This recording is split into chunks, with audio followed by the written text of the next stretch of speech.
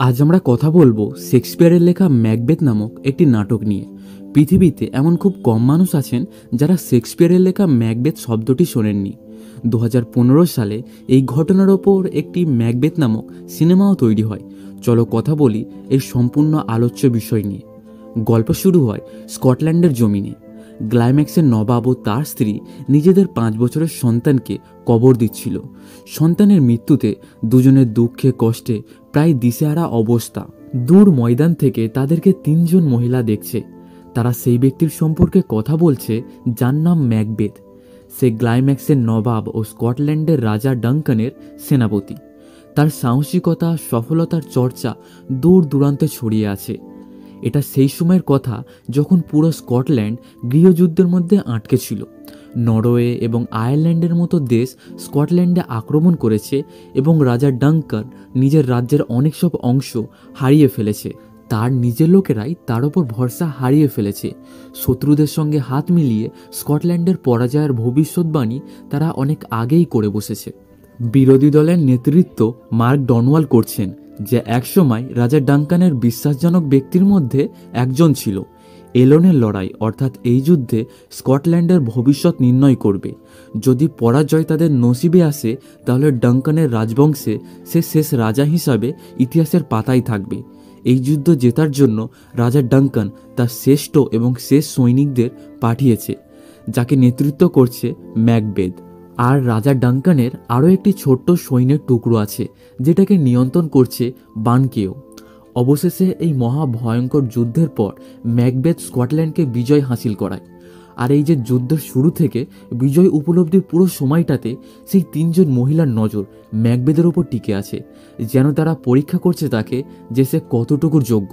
খুব তাড়াতাড়ি এই বিজয়ের খবর রাজা ডাঙ্কানের কানে এসে পৌঁছায় এবং দেশবিদ্রোহী ম্যাকডোনাল্ডের মুন্ডু তার দেহ থেকে আলাদা করে দেওয়া হয়। যুদ্ধে মারা যাওয়া সৈনিকদের দেহ ম্যাকবেথ এবং বাঙ্কেও একটি জায়গায় জড়ো করছিল।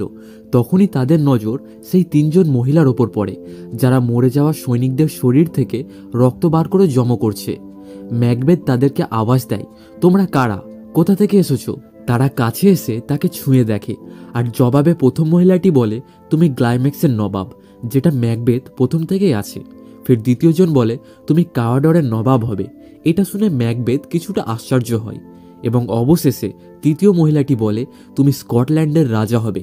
এই কথাটি ম্যাকবেথ এবং বাঙ্কেও দুজনকেই অবাক করে তোলে।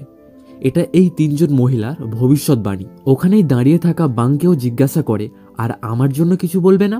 উত্তরে তাদের মধ্যে একজন মহিলা বলে, তুমি রাজা তো হবে না, তবে তোমার বংশের মধ্যে কেউ রাজার চেয়ারে বসবে।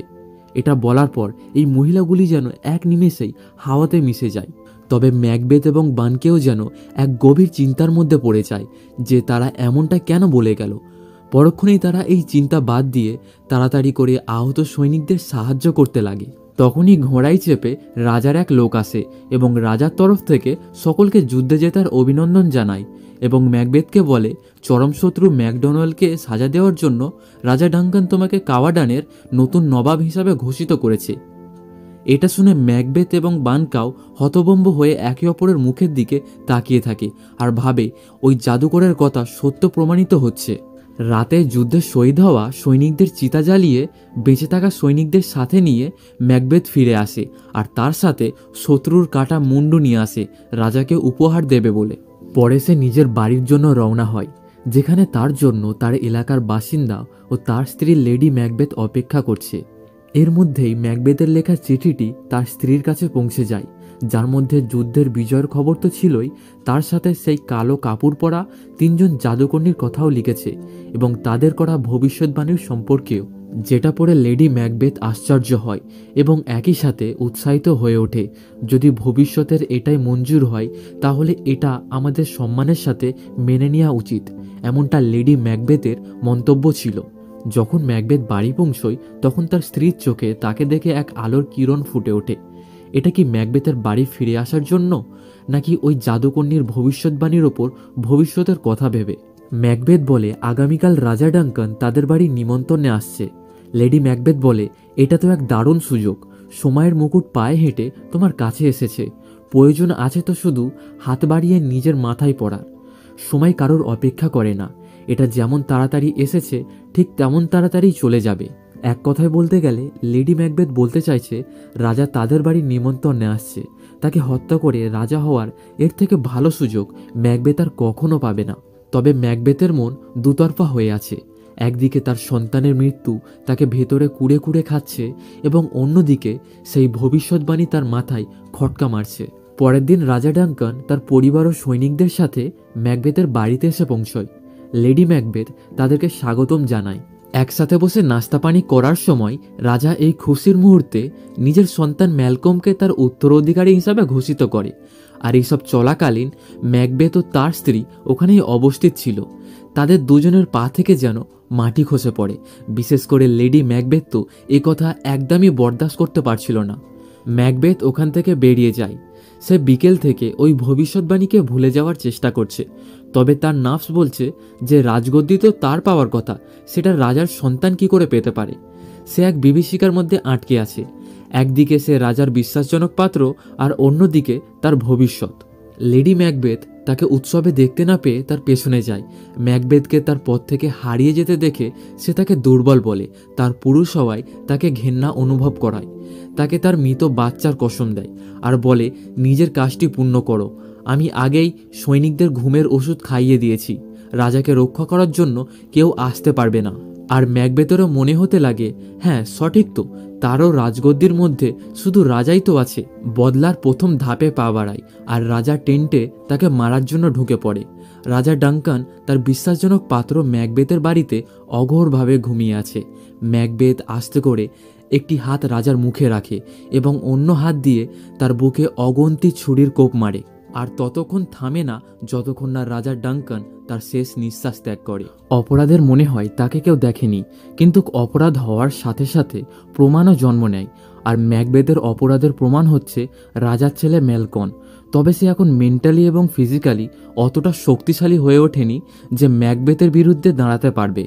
তাই সে ওখান থেকে কোনো কাপুরুষের মতো পালিয়ে যায়। বাইরে লেডি ম্যাকবেথ তার কাজ শেষ করে আসার অপেক্ষা করছে। যখন ম্যাকবেথ আসে, ছুরিটি তার হাতেই থেকে যায়।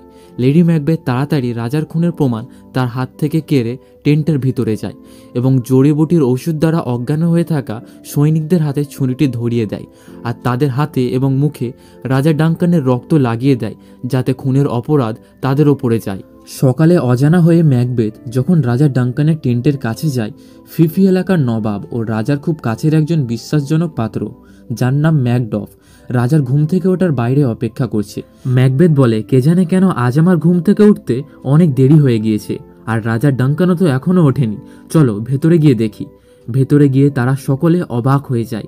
দেখতেই দেখতে এই খবর পুরো গ্রামে ছড়িয়ে পড়ে যে রাজা ডাঙ্কানের কেউ হত্যা করেছে। ম্যাকডফ চেঁচিয়ে রাজার ছেলে ম্যালকমকে খুঁজতে থাকে, তবে তাকে তো কোথাও খুঁজে পাওয়া যাচ্ছে না। এদিকে অজ্ঞান হয়ে থাকা সৈনিকদের হাতে রক্ত লেগে থাকা ছুরি দেখে নিজের অপরাধ লুকানোর জন্য ম্যাকবেথ তাদেরকে ঘুমের মধ্যেই মেরে ফেলে। এটা দেখে ম্যাকডফ অবাক হয় এবং সাথে হালকা সন্দেহ করে ম্যাকবেথকে। চার্চের ঘন্টি বাজিয়ে সকলকে সূচনা দেওয়া হয়। দেখতে দেখতে লোকেদের ভিড় জমতে থাকে। রাজাকে কবর দেওয়ার পর প্রশ্ন উঠতে লাগে যে রাজার খুন কে করেছে। রাজার ছেলের অনুপস্থিত থাকায় সকলের সন্দেহ তার উপরেই যায়। তবে সে এমনটা কেন করবে? গত রাতেই তো তাকে রাজার উত্তরাধিকারী হিসাবে ঘোষিত করা হয়েছিল। তখন ওখানে দাঁড়িয়ে থাকা ব্যাংকেও বলে, এবার রাজার খালি চেয়ারে ম্যাকবেথের অধিকার আছে। আসলে ম্যাকবেথ রাজা ডাঙ্কানের ফুফুতো ভাই। ব্যাংকেও এমনটা নিজের স্বার্থের জন্য বলে।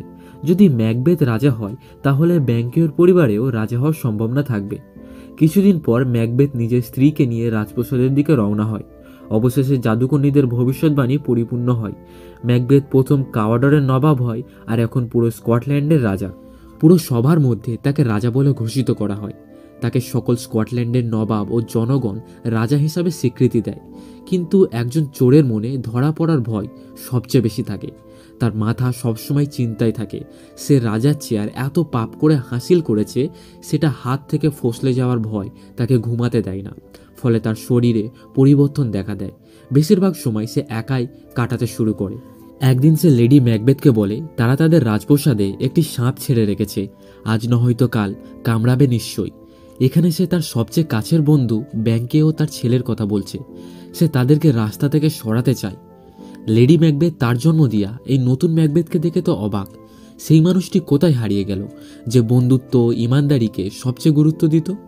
লেডি ম্যাকবেথ বুঝতে পারে সে ম্যাকবেথের এই শয়তানের রূপটাকে জাগিয়ে খুব একটা ভালো কাজ করেনি। ম্যাকবেথ কিছু গুরুত্বপূর্ণ বিষয়ে কথা বলার জন্য ব্যাংকিওকে রাতে খাওয়ার জন্য ডাকে, কিন্তু তাকে তো গ্রামে ফিরে যেতে হবে, তার দ্বারা থাকা সম্ভব নয়। ম্যাকবেথের খারাপ দৃষ্টিতে ব্যাংকিওর ছেলে ফিলিয়ান্সের দিকে তাকিয়ে থাকা ব্যাংকিও লক্ষ্য করে। সে বুঝতে পারে তার ছেলে রাজপ্রাসাদ থেকে যতটা দূরে থাকবে তত সুরক্ষিত থাকবে। তাদের ওখান থেকে চলে যাওয়ার পর ম্যাকবেথ তাদের পিছনে গুপ্ত কিছু সৈনিকদের পাঠায়। বেচারা ব্যাংকিও তো মারা যায়, কিন্তু তার ছেলে ফিলিয়ান্স কোনো রকমের সৈনিকদের নজর কেড়ে ওখান থেকে পালিয়ে যেতে সক্ষম হয়। তারা তাকে খুঁজে পায় না। রাজপ্রাসাদের ম্যাকবেথ ব্যাংকিও তার সন্তানের মৃত্যুর খুশির খবরটি শোনার জন্য অপেক্ষা করছিল। তবে সে জানতে পারে ব্যাংকিও মারা গেলেও তার সন্তান ওখান থেকে পালাতে সক্ষম হয়েছে। এটা জানার পর ম্যাকবেথ প্রচণ্ড রেগে যায়। আসলে তার মাথায় এটা চলছে, তার ওপর করা ভবিষ্যৎবাণী তো সফল হয়েছে, তাহলে নিশ্চয়ই ব্যাংকের ওপর যে ভবিষ্যৎবাণী করেছিল যে তাদের পরিবার থেকেও কেউ রাজগদ্দির হকদার হবে, তাহলে নিশ্চয়ই ওটাও সত্যি প্রমাণিত হবে, অসম্পূর্ণ থাকবে না। ম্যাকবেথের মনের ভয় এখন তার চোখের সামনেও আসতে থাকে। সে এই ভিড়ের মধ্যেও ব্যাংকিওর মরা শরীর দাঁড়িয়ে থাকতে দেখতে পাচ্ছে। সে কারোর ওপর ভরসা করতে পারছে না।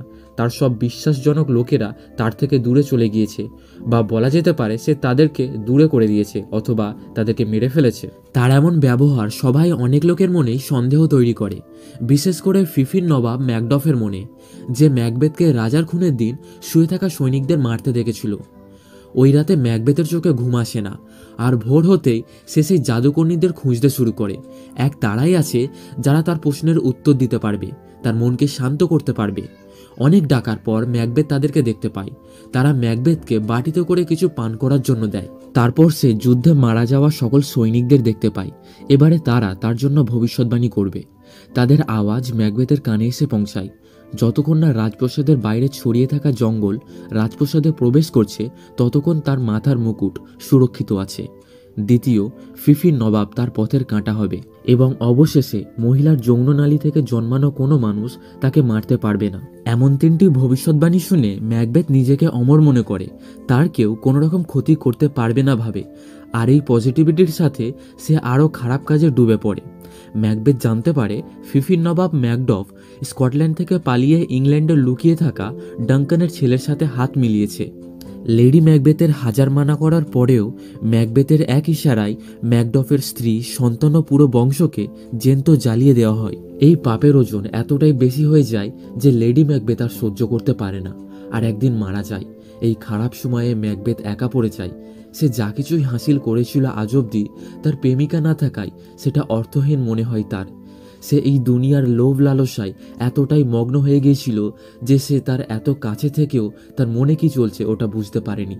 জীবনের এই অন্ধকারে তার কাছে প্রেম, ভালোবাসা, বন্ধুত্ব কিছুরই সাহায্য নেই। আর আছে তো শুধু একাকিত্ব, দুঃখ, শত্রুদের আনাগোনা এবং পাপের সমুদ্র।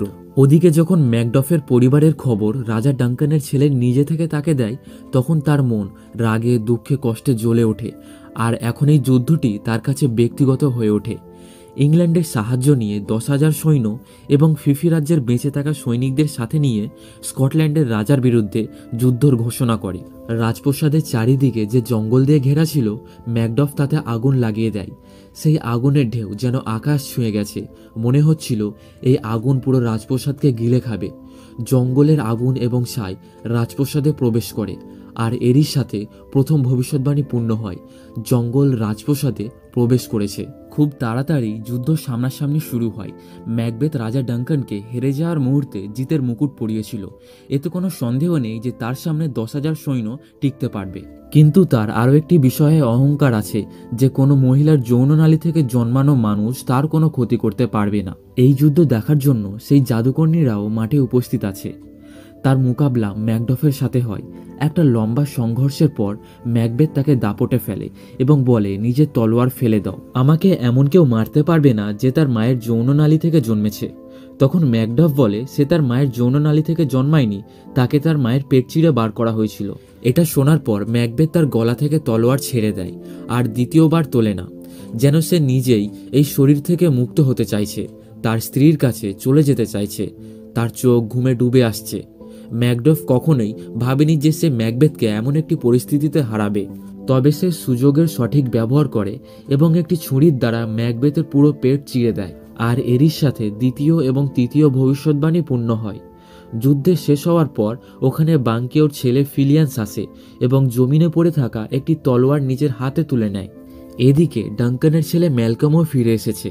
তবে কে জানে এই মুকুটের আসল হকদার কে হবে, ম্যালকম নাকি ফিলিয়ান্স? গল্পটি এখানেই সমাপ্ত হয়। এমনই ধরনের যুদ্ধের, অ্যাডভেঞ্চারের এবং সার্ভাইভাল সিনেমার দেখার জন্য চ্যানেলটি সাবস্ক্রাইব করে পাশে থাকা বেল আইকনটি দাবিয়ে দিন এবং এই ভিডিওটি ভালো লেগে থাকলে একটি লাইক করে যাবেন। দেখা হচ্ছে ফের পরের এমনই একটি ভিডিওর সাথে।